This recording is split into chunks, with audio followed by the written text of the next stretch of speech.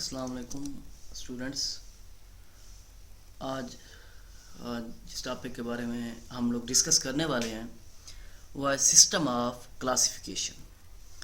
कि last time हमने classification की हिस्ट्री के बारे में डिस्कस किया था, क्लासिफिकेशन का इंट्रो भी देखा था। तो आज हम देखते हैं सिस्टम्स ऑफ क्लासिफिकेशन।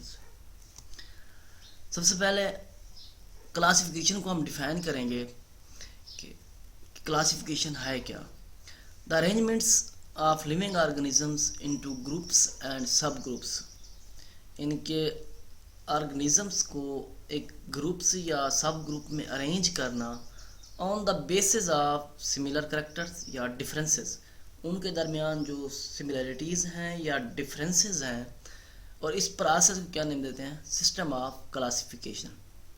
इनके the arrangement of living organism into groups and subgroups on the basis of similarities and differences among themselves, और इसे नेम देते हैं classification.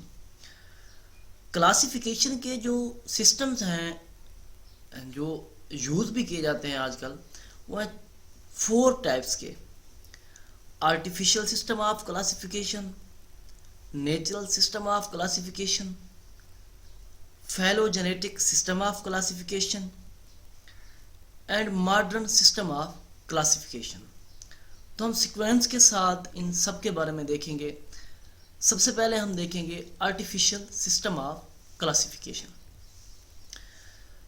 Artificial system of classification that is based on 1 or 2 morphological characters. इनके plant को identify करने के लिए just 1 या 2 मॉर्फोलॉजिकल कैरेक्टर जो हैं वो कहते हैं काफ़ी हैं, और इस सिस्टम को क्या नेम देते हैं? Artificial system of classification. इसमें यह है कि इस सिस्टम ने काफ़ी सारे अनरिलेटेड प्लांट्स को भी ग्रुप्स में क्या किया? क्लासीफाई कर दिया। लिनास सिस्टम ऑफ क्लासिफिकेशन जो है आर्टिफिशियल सिस्टम ऑफ क्लासिफिकेशन की एग्जांपल है। दूसरी बात ये कि सबसे अहम बात, इस सिस्टम को सेक्सुअल सिस्टम ऑफ क्लासिफिकेशन भी कहते हैं। क्यों कहते हैं? क्योंकि ये डिपेंड करता है nature and number of stamens. क्योंकि लिनास की सिस्टम ऑफ क्लासिफिकेशन में आपको पता है कि उसने 2 बुक्स जो हैं लिखी थी प्लांट की आइडेंटिफिकेशन के लिए। एक स्पीशीज प्लेंट्रम और दूसरी थी जेनरा प्लेंट्रियम। उसने फिर कुछ करेक्टर जो अपने स्कीम बनाई थी, तो उसने ये कहा था, कंडीशन यूज़ की थी कुछ, जैसे पेरिगेनस, हैपोगेनस, डायनामस, फिलामेंट फ्यूज या not fuse, number of physicals या अंथर अटैचमेंट या नॉट अटैचमेंट, या फिर मेल एंड फीमेल फ्लावर्स। इनकी उसने कुछ क्लासेस बनाई थी। उसी बुनियाद पर इसे क्या नाम देते हैं? Sexual system of classification. Second है नेचुरल सिस्टम ऑफ क्लासिफिकेशन। अब नेचुरल सिस्टम ऑफ क्लासिफिकेशन ये क्या चीज है? That is based on set of characteristics for grouping similar plants.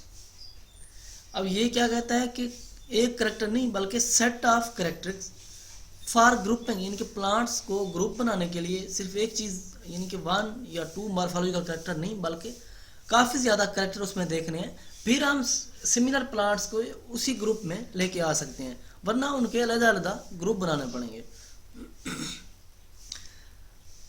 अब इसमें यह है कि इसने भी आर्टिफिशियल सिस्टम ऑफ क्लासिफिकेशन की तरह प्लांट्स को जो ग्रुपिंग की है प्योरली तौर पर मॉर्फोलॉजिकल सिमिलरिटीज।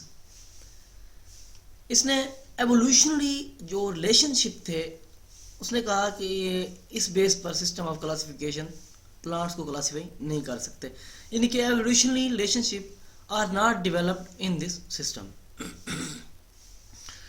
और क्लासिफिकेशन या नेचुरल सिस्टम ऑफ क्लासिफिकेशन जो है, जो इसकी एग्जांपल में आता है वो है Bentham and Hooker system of classification को क्या नाम देते हैं?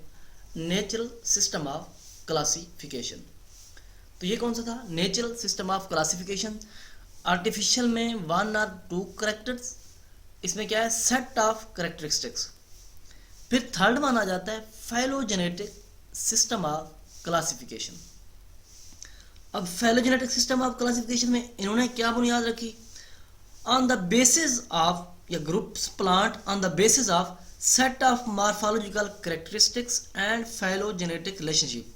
अब यहाँ पर देखें, इसने दो चीज़ों को मद्देनजर रखा, एक मॉर्फोलॉजिकल कैरेक्टर, दूसरा फाइलोजेनेटिक रिलेशंस।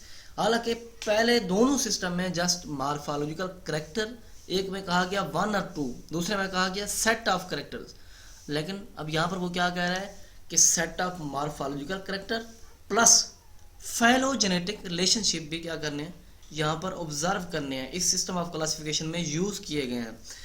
और इस क्लासिफिकेशन सिस्टम की जो एग्जांपल है, एक तो angular and parental system of classification, history में हमने उसके बारे में जिक्र किया था। सेकंड जो है बिजी सिस्टम ऑफ क्लासिफिकेशन, वो भी क्या है, फाइलोजेनेटिक सिस्टम ऑफ क्लासिफिकेशन पे डिपेंड करता है, यानी कि उसकी बुनियाद भी क्या है, phylogenetic system of classification.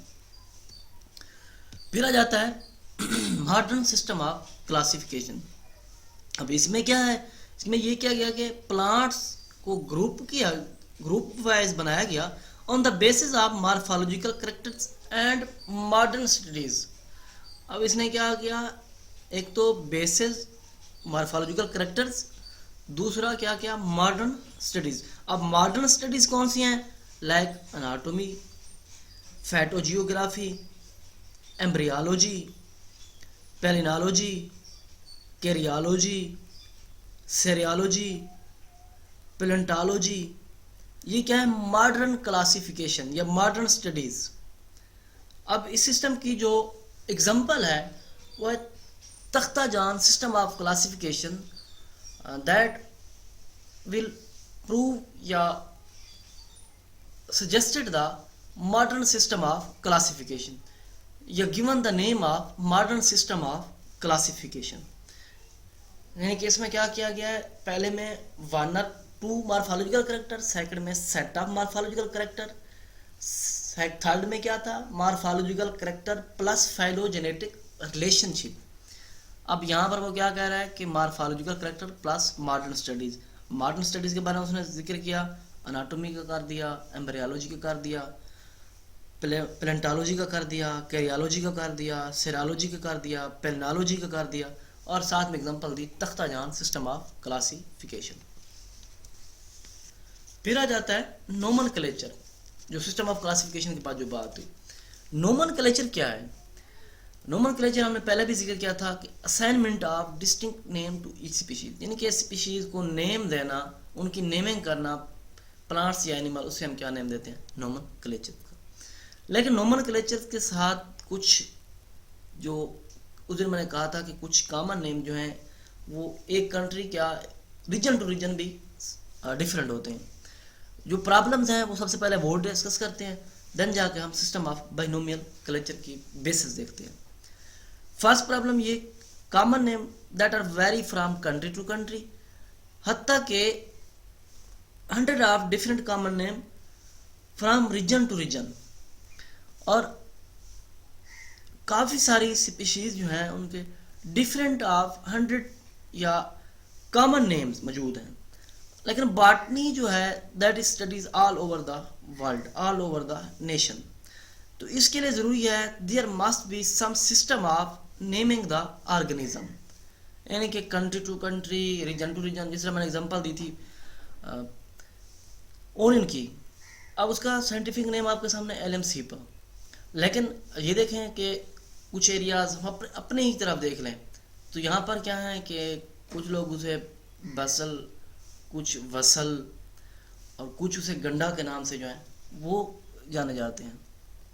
Second problem क्या है, many common names are use for taxonomic categories higher than the species level, यानी कि टेक्सोनोमिक जो कैटेगरीज है टेक्सोनोमिक तो higher than the species level. एक तो मसला ये भी आ गया, जिस तरह एग्जांपल हम ले लेते हैं रोज़ की, दैट इज़ एक जीनस।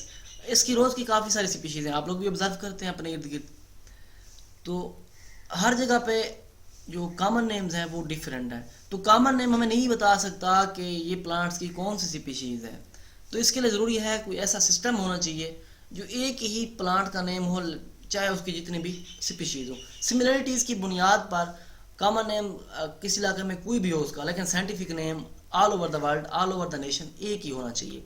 तो उस प्रॉब्लम को सुलझाने के लिए जो मॉडल पेश किया गया उसे क्या कहते हैं, nomenclature, system of binomial nomenclature.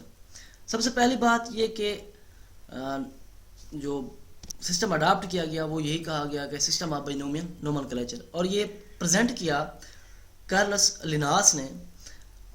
इसने क्या किया कि based on giving two name to each plant, इनके दो नेम कौन से, एक स्पीशीज नेम, दूसरा जीनस नेम, और जीनस नेम हमेशा कैपिटल लेटर में और स्पीशीज नेम स्मॉल लेटर में।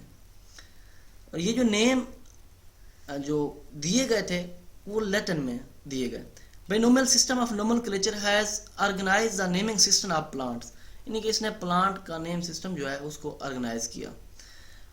दूसरी बात ये कि system that was be universal system of classification, क्योंकि ये क्या करता है, clearly indicate the level of classification in any description point, in किसी भी डिस्क्रिप्शन पॉइंट पे वो क्या कर देता है, क्लियर कर देता है। तो no two kind of plant have the same binomial name. अब यानी कि दो प्लांट्स हैं, तीन प्लांट्स हैं, चार प्लांट्स हैं, ज़्यादा भी हैं, लेकिन उनका साइंटिफिक नेम क्या होगा, एक होगा। कंट्री टू कंट्री या रीजन टू रीजन उसके नेम, कॉमन नेम जो है वो ज़्यादा होंगे।